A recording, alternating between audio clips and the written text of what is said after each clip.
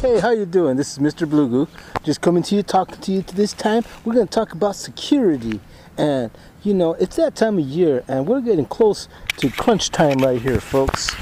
So I'm just trying to say, you know, you got to keep yourself really aware of your surrounding, what's going on from the early mornings till, you know, late at night, and in between all of that too.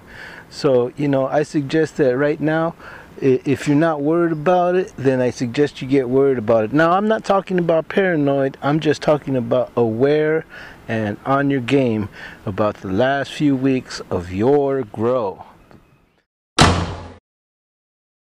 One way that is low budget, of course, and we're always talking about a low budget. Now, you got to remember, you know, I'm a Taco Bell kind of guy. You know, I can't afford the Four Seasons. Not yet. I'm working on it.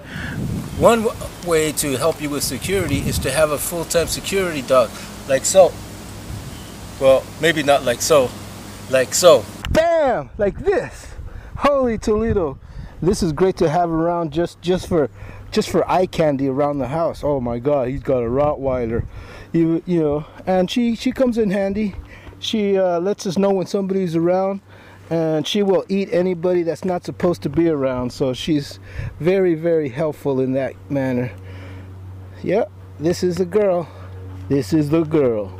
She will not mess around. She loves her daddy, and she knows her daddy needs medicine.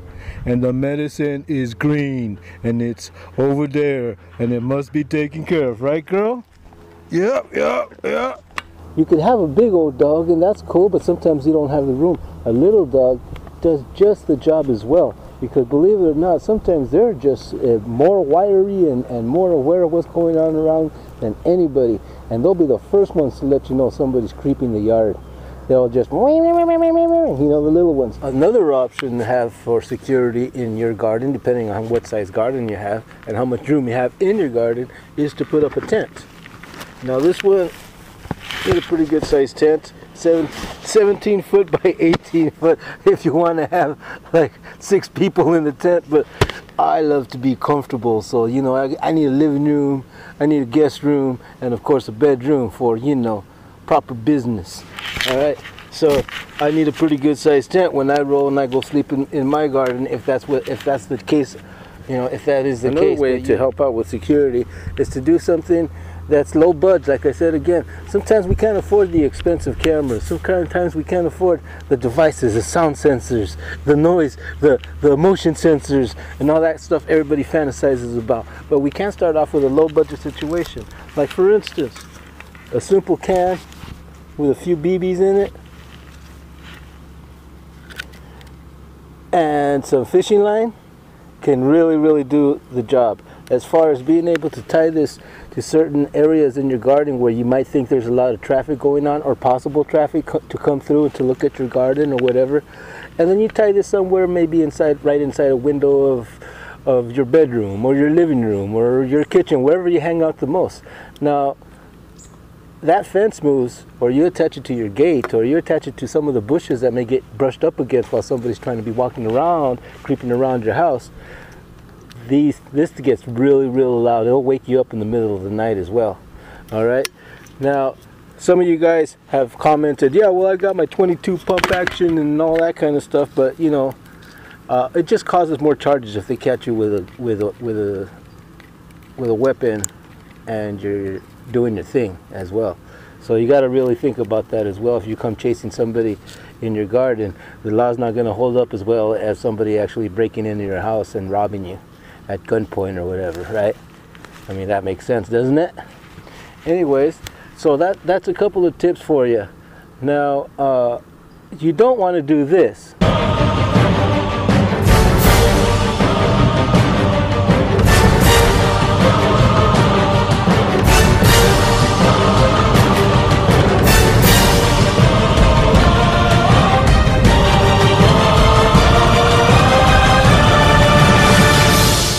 One of the main things to keep in mind is keep your mouth shut.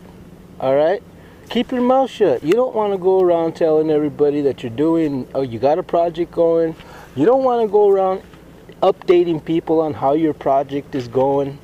You don't want to go around bragging about how beautiful your plants look and how well they're budding and with all the plants you have, you should have about maybe 10 pounds, maybe 20 pounds coming in. Oh man, made in the shade kind of thing. So you just want to be able to just keep your big fat mouth shut and stop bragging about your shit, especially when it's coming so close, because there's always going to be some motherfucker going to be raising his eyebrows going, Also, if you have been shooting your mouth off or anything, it's time to start doing some damage control, such as, oh man, I had a bunch of plant spam, but I lost most of them. I've got some kind of fungus going on, and I think I'm going to lose the rest of them, kind of thing. Or you know what? I didn't think it's not going to turn out as good as I planned. My plants look hella weak. Whatever, do some damage control. Especially for you people that are just getting new into the community and you've been talking to people because you don't know what you're doing and trying to get all this advice out. Maybe you've had a few people over that you don't even know, kind of thing. You know, that kind of stuff. You got to be really careful about this stuff, especially when it's getting towards the end. And you know what? Tell you what, you hear some noise outside? Go check it out. Don't assume it's a deer. Don't assume it's a skunk or a raccoon. It's a dirty rat, man. Assume it's a dirty rat coming in to take your shit from you.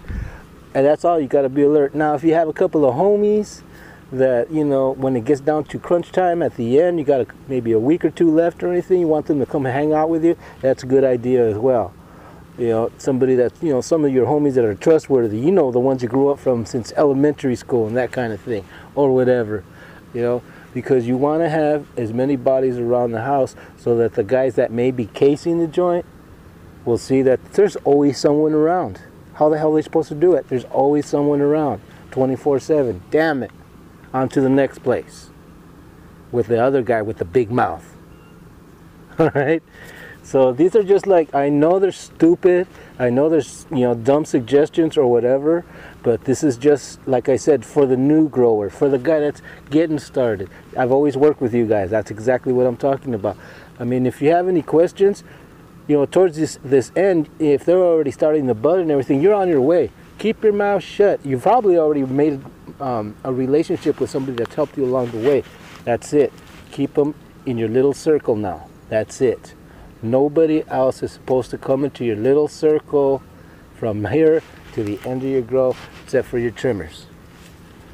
All right, so we'll talk to you later. This was just a little thing I was just thinking about, security. I mentioned it to the other day and I got a couple of comments on it, so I just thought I'd just helpful suggestions, easy things to do. I mean, if you guys want to comment and say maybe the kind of low budget things you do, you know, to help out with your security, maybe you straighten out the gravel around your area really good to see if anybody's been casing the joint. Look at, see if there's been any footprints that don't belong to you and that kind of thing, you know, and check it out. You know, silly things like that will make you at least aware that somebody's been around or been walking where they shouldn't have, because only you will know where not to walk and your circle of, you know, personal helpers will know where not to walk. So, you know, that's what I'm talking about.